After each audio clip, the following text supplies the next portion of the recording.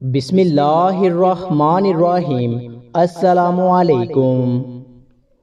حضرت علی رضی اللہ تعالی عنہ نے ارشاد فرمایا، اچھی زندگی گزارنے کے دو طریقے ہیں۔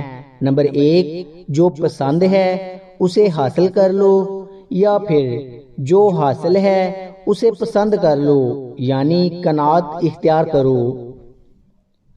حضرت علی رضی اللہ تعالی عنہ سے کسی نے پوچھا کہ وہ کون سے 4 جاندار ہیں جو بغیر ماں کے پیدا ہوئے، دنیا میں سانس بھی لیا اور چلے بھی ہیں؟ حضرت علی رضی اللہ تعالی عنہ نے فرمایا، نمبر 1، حضرت آدم علیہ السلام جو بغیر ماں کے پیدا ہوئے۔ نمبر 2، حضرت صالح علیہ السلام کی اونٹنی جو بغیر ماں کے پیدا ہوئی۔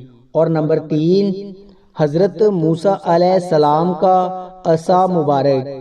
اور نمبر 4، حضرت اسماعیل علیہ السلام کی قربانی کے وقت جنت سے آنے والا دمبا بغیر ماں کے پیدا ہوا۔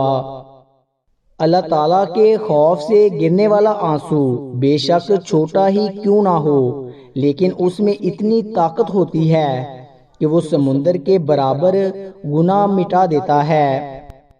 نیکوں کی صحبت اختیار کرو، نیک بن جاؤ گے۔ بروں کی صحبت سے پرہیز کرو، بدی سے دور ہو جاؤ گے۔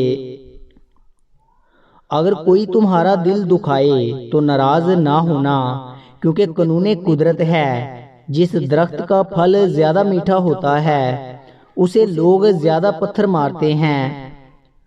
جہاں سچائی اور خلوص نظر آئے وہاں دوستی کا ہاتھ بڑھاؤ، ورنہ تمہاری تنہائی بہترین ساتھی ہے۔ ہر انسان کی عزت اور اس سے محبت کرو، کیونکہ ہر انسان کے اندر اللہ تعالیٰ کی کوئی نہ کوئی صفت ضرور موجود ہوتی ہے۔ عبادت ایسی کرو جس سے تمہاری روح کو مزہ آئے، کیونکہ جو عبادت دنیا میں مزہ نہ دے وہ آخرت میں کیا جزا دے گی۔ یہ نہ سوچو کہ اللہ تعالیٰ دعا فوراً قبول کیوں نہیں کرتا، بلکہ یہ شکر کرو کہ اللہ تعالیٰ ہمارے گناہوں کی سزا فوراً کیوں نہیں دیتا۔ 4 باتیں علم کا نچوڑ ہیں۔ نمبر 1، اللہ تعالیٰ کی اتنی عبادت کرو جتنی تمہیں اللہ تعالیٰ کی ضرورت ہے۔ نمبر 2، اللہ تعالیٰ کی نافرمانی اتنی کرو جتنا اللہ کے عذاب پر صبر کر سکتے ہو۔ نمبر 3، دنیا کے لیے اتنا عمل کرو جتنا دنیا میں تمہیں رہنا ہے۔ اور نمبر 4، آخرت کے لیے اتنا عمل کرو جتنا کہ تمہیں وہاں رہنا ہے۔ خوبصورتی کپڑوں سے نہیں، علم و آداب سے ہوتی ہے۔ اگر تم پہاڑ سے گرے تو یہ تمہارے لیے اتنا نقصان دہ نہیں جتنا کہ تم کسی کی نظروں سے گر جائے۔